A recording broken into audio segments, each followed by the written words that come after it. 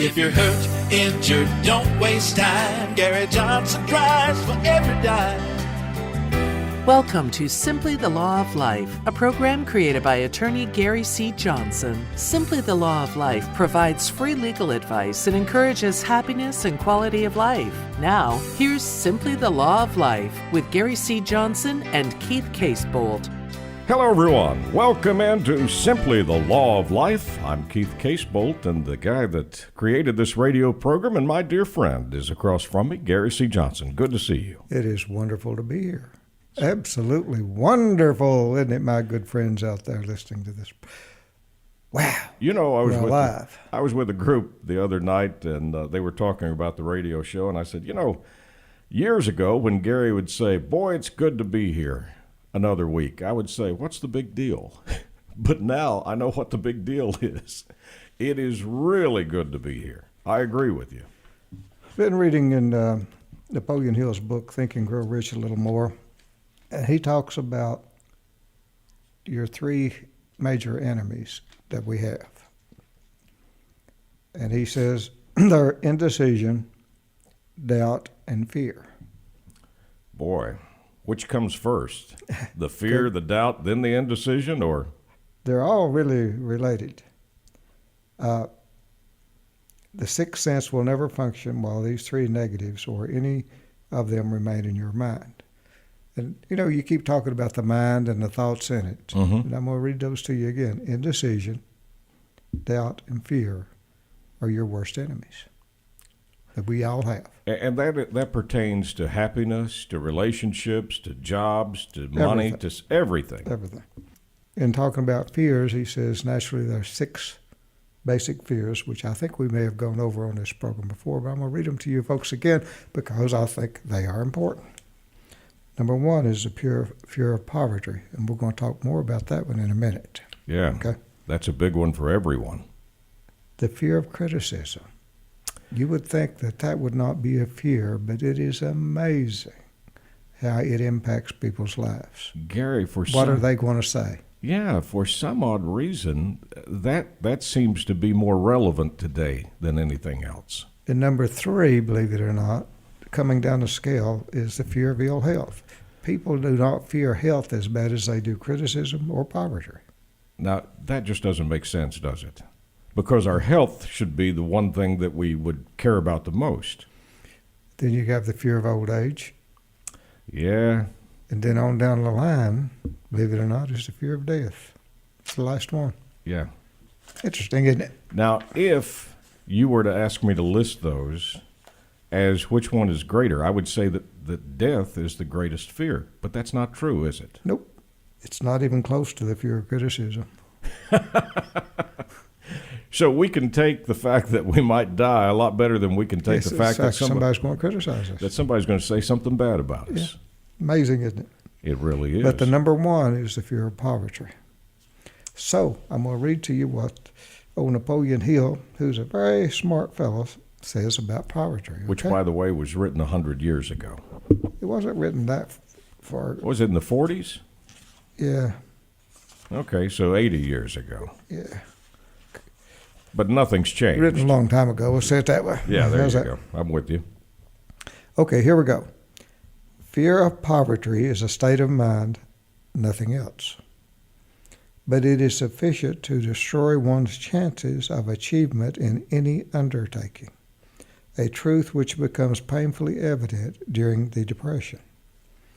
This fear paralyzes the faculty of reason, destroys the faculty of imagination, kills off self-reliance, undermines enthusiasm, discourages initiative, leads to uncertainty of purpose, encourages procrastination, wipes out enthusiasm, and makes self-control an impossibility. Wow.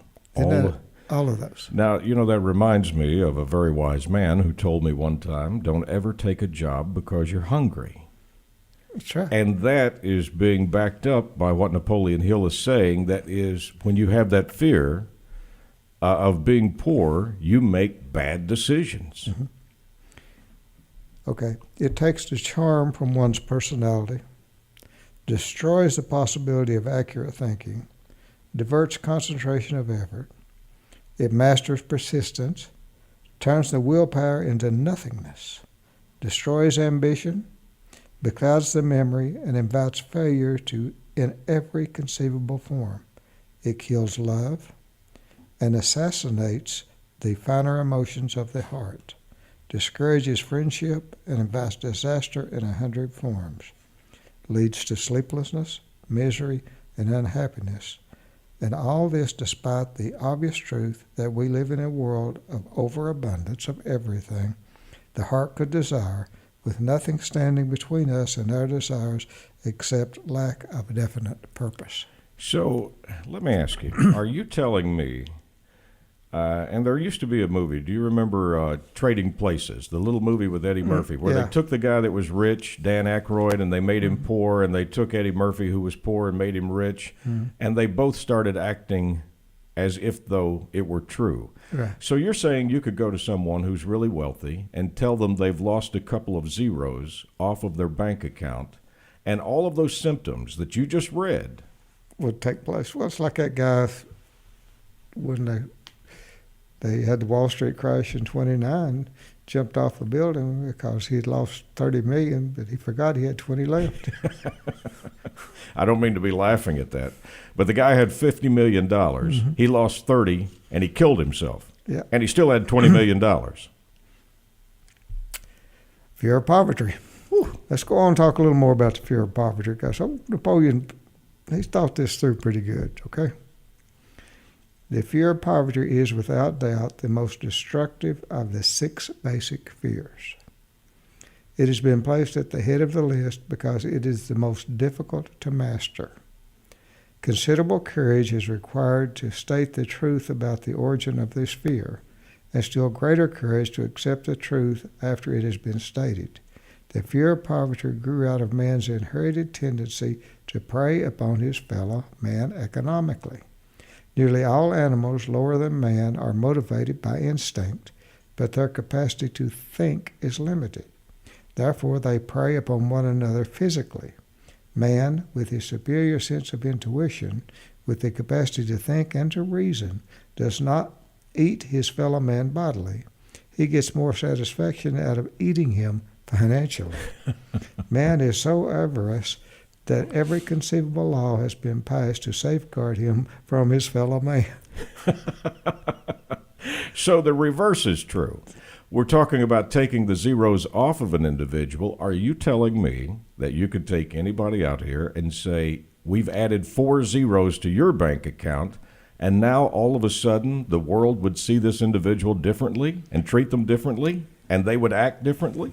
Well, what he's saying, I think, in this one is that people that are prey, and then you have predators.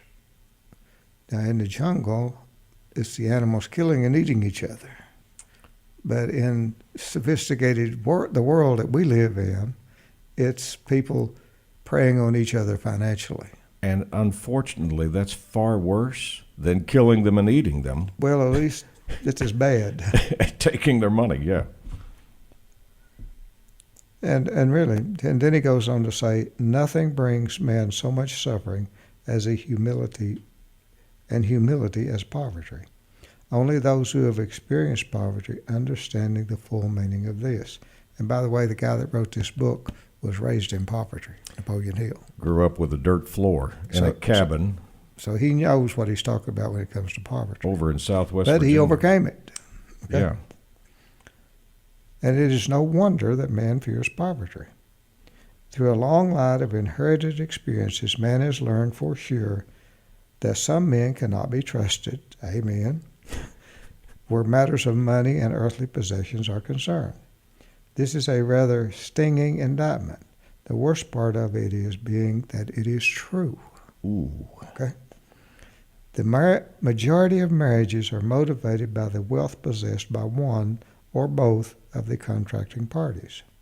It is no wonder, therefore, that the divorce courts are very busy every day. What was the old comedian's line that he used to use, Gary? He said, when I got rich, I could sing better, I could dance better, and evidently I looked better. I forget who said that. So eager is man to possess wealth that he will acquire it in whatever manner he can through legal methods, if possible, though other methods, if necessary, are expedient. So this great fear is, it creates a craving almost that you have to have this. And then he goes on to say that the majority of people, if asked what they fear the most, would reply, I fear nothing. This reply would be inaccurate because few people realize that they are bound, handicapped, whipped spiritually and physically through some form of fear. So subtle and deeply seated is the emotion of fear that one may go through life burdened with it, never recognizing its presence. Only a courageous analysis will disclose the presence of this universal enemy. When you begin such an analysis, search deeply into your character. Here is a list of the symptoms for which you should ask or to look for.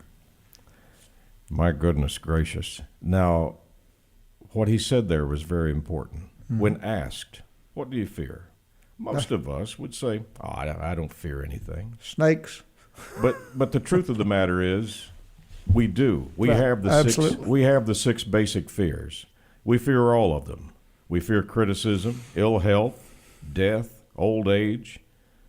And the question is, do you let it consume you? And do you let it consume you? Okay. Here's the symptoms of the fear of poverty. If my folks out there listening, see if any of you own any of these. Okay? We did the big ifs last time, remember? Yeah, I owned a lot of the big ifs. Indifference is number one, commonly expressed through the lack of ambition, willingness to tolerate poverty, acceptance of whatever compensation life may offer without protest, mental and physical laziness, lack of initiative, imagination, enthusiasm, and self-control. So is that why people come out and say, well, it's not for me, it's for other people? It's indifference. That's just the indifference, yeah. Again, that's one of the symptoms of the fear of poverty. Next one is indecision, the habit of permitting others to do one's thinking, staying on the fence always. Yeah, that way you can't take the blame if you fail, so you let someone else make the decision for you. Number three is doubt, generally expressed through alibis and excuses designed to cover up, explain away, or apologize for one's failures, sometimes expressed in the form of envy of those who are successful or by criticizing them. The doubt is the big ifs. Oh, boy. If this had happened, if that had happened. Yeah, we had 57 of those. Mm-hmm. So we've created 57 alibis as to why we can't do something. Again, my friends, if you've just tuned in, we're reading the symptoms of the fear of poverty. We've gone through indifference, indecision, doubt. Now we're down to number 4, which is worry. Usually expressed by finding fault with others, a tendency to spend beyond one's income, neglect of a personal appearance, scowling and frowning intemperance in the use of alcoholic drink, sometimes through the use of narcotics, nervousness, lack of poise, self-consciousness, and lack of self-reliance. Worry. Wow. Okay? Another symptom of the fear of poverty is being overly cautious.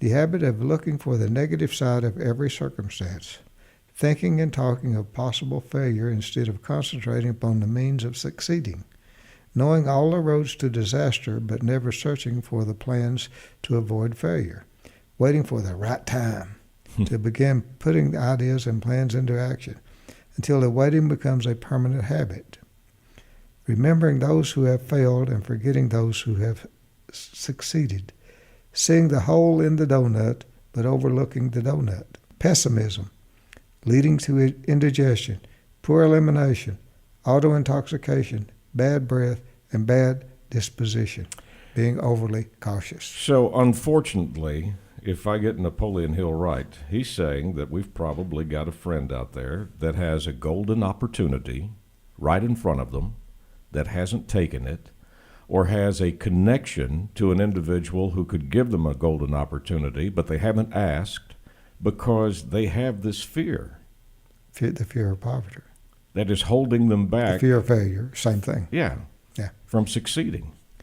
Oh, here's the biggest one, just about it, in my opinion. Remember, we've been through indifference, indecision, doubt, worry, overcaution. Now we're up to a symptom of the fear of poverty, procrastination. Procrastination. The habit of putting off until tomorrow that which should have been done last year. Not today, but last year. Spending enough time in creating alibis and excuses to have done the job. This symptom is closely related to overcaution, doubt, and worry. Refusal to accept responsibility when it can be avoided. Willingness to compromise rather than put up a stiff fight. Compromising with difficulties instead of harnessing and using them as stepping stones to advancement.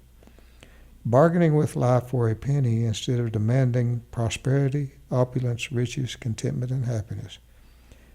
Planning what to do if and when overtaken by failure instead of burning all bridges and making retreat impossible. Now that is a powerful line. I think out of all the things that you've read, that stands out to me the most. Thinking about all the reasons that anything will fail, as opposed to burning the bridges behind you and saying, go forward. Then we go to weakness of and often total lack of self-confidence, definitive of purpose, self-control, initiative, enthusiasm, ambition, thrift, and sound reasoning ability. Procrastination, my friends. Let's go through them again. Indifference, the symptoms of the fears of poverty. Indifference, indecision, doubt, worry, overcautious, procrastination, and the last symptom he's got is this one. You ready for it? I'm ready. Expecting poverty instead of demanding riches. Associating with those who accept poverty instead of seeking the company of those who demand and receive riches and prosperity.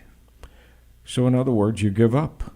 Yep. You give up and you say, this is what I'm destined to be, and I don't deserve to have money, wealth, or happiness. I am going to accept what is coming my way. That's somewhat sad, isn't it? Amen on that. Gary. Now his next little thing on following up through that is a little section on money talks. Mm-hmm. You've heard that, right? And you something other walks? Oh, yeah. I've heard more about the walking than I have the talking. Okay. Some will ask, why did you write a book about money? Why measure riches in dollars alone? Some will believe, and rightly so, that there are other forms of riches more desirable than money. Yes, there are riches which cannot be measured in terms of dollars. But there are millions of people who will say, give me all the money I need, and I will find everything else I want. I will figure it out. I think a few of us laughed at that because I've heard people say that. The major reason why I wrote this book on how to get money is the fact that the world has but lately passed through an experience that left millions of men and women paralyzed with the fear of poverty. This is right after the Great Depression. Okay. What this sort of fear does to me was well described in Westbrook Pigler in the New York World Telegram VI. This is what this telegram said. Money is only clamshells or metal discs or scraps of paper, and there are treasures of the heart and soul which money cannot buy. But most people, being broke, are unable to keep this in mind to sustain their spirits. Isn't that true? That's true. When a man is down and out and on the street, unable to get any job at all, something happens to his spirits which can be observed in the droop of his shoulders, the set of his head, his walk, and his gaze. He cannot escape the feeling of inferiority among people with regular employment, even though he knows they are definitely not his equal in character, intelligence, or ability. Think about that. The individual knows he's more intelligent, he has more physical ability, but he feels less than them because he's out of work. He thinks he's inferior in his own mind. Boy, that's painful.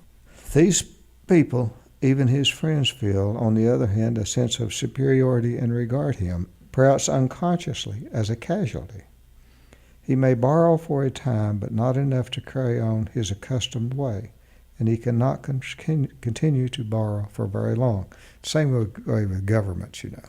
Yes. Yes, it is. But borrowing in itself, when a man is borrowing merely to live, is a depressing experience, and the money lacks the power of earned money to revise his spirits. Of course, none of this applies to bums or habitual never-do-wellers, but only to men of normal ambitions and self-respect. Okay, let's talk right after that for a moment. You have often said, whenever you're handling a case, that there should be money set aside for the mental anguish that someone goes through for having to be in a lawsuit and having to be injured and not able to work. All of this that you just read, you read all the basic fears. Out of all the basic fears, the number one is being poor, poverty. So that's never considered when an individual comes into you. They've been run over, their body's been broken, they can't work, they have no income coming in, they don't know what the outcome of the case is going to be. It takes maybe a year or longer to find out the result. What kind of damage is being done to those individuals because they're going through everything that you just read in that book? I met with a client yesterday in Lexington, a real nice lady, being hit in the rear end at full speed by a young girl that was driving a large truck, large pickup. And she was sitting there telling me, she said, what about the hours that I spent traveling to doctors, sitting in doctors' offices, and the pain of the treatments they gave me to try to control my headaches. And she said, I went through this for 10 months with a continuous headache for every single day. And they finally got, by putting injections in the back of my head, to the point to where I could have some control over the headaches. And she said, and that somehow my memory is not the same now. And everybody tells me I'm just different. And I don't know what to do about it. I don't know how to deal with this new thing that's happened to me, all because I got literally run over. And she said, I didn't want to be in a lawsuit. No one does. She said, I waited a year thinking that things would be okay and that somebody might come forward and say, how can we do something for you to make this right? And she said, and then I realized it was not going to happen. And I ended up having to come in here and hire you folks to represent me in this case. And she said, and that is a real horrible thing for me to deal with, the fact that I had to file a lawsuit. Because now she enters into those amount of people who are doing frivolous lawsuits, trying to get something for nothing, worried about criticism, what people are going to say, all of that. And I sit there and I realized that no amount of money will ever compensate her for what happened to her. Can't make her whole. Well, it's not that it can't change the pain she went through. It can't change those months that she lost. It can't change the fact that she's different now because of what it did shaking her brain up. And yet when you go to trial, someone will say, well, you're going to ask for $1 million for this person. It's nothing when you look at the damages that's done. Mm-hmm. And it just bothers me, I guess, in one sense that it's that way, but I guess I felt so sorry for her just listening to her. She's 70 years old. So, listen, as we get older, our time is limited. And we spend most of the time on this program talking about how to squeeze out every second of happiness. Who right now would raise their hand and say, I'll take a major headache every day for the next 10 months or for the next year? Debilitating headache. I'll lose my memory. I'll have friends and family asking me what's wrong, why can't I remember, and that I'm different. None of us would sign up for that. For $100 million, you wouldn't do it. No, because we don't have enough time left. Because you can't put a dollar value on health. And when somebody rips that away from you, when you didn't volunteer for it, it's a tragedy.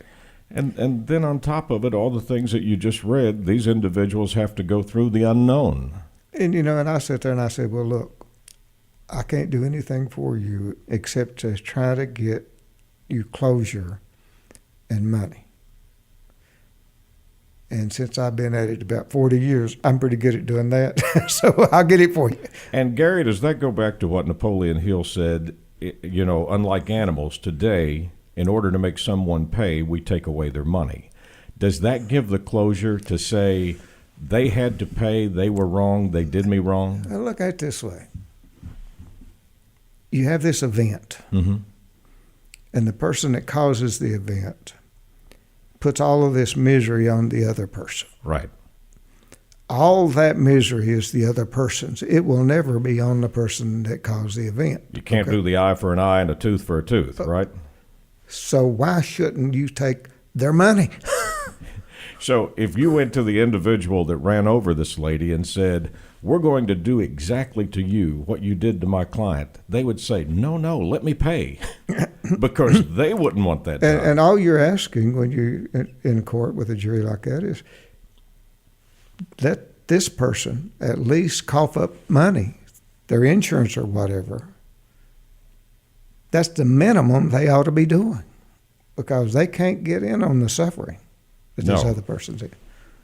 Does that make any sense? Makes total sense to me.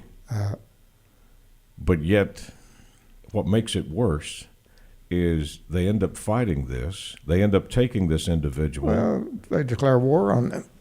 And they add insult to the injury. Major. Whew. But that's...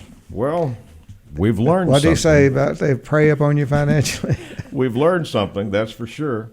Out of all of the fears, death, old age, ill health, criticism, the fear of poverty is worse. It's the greatest one, according to Napoleon Hill. Yeah.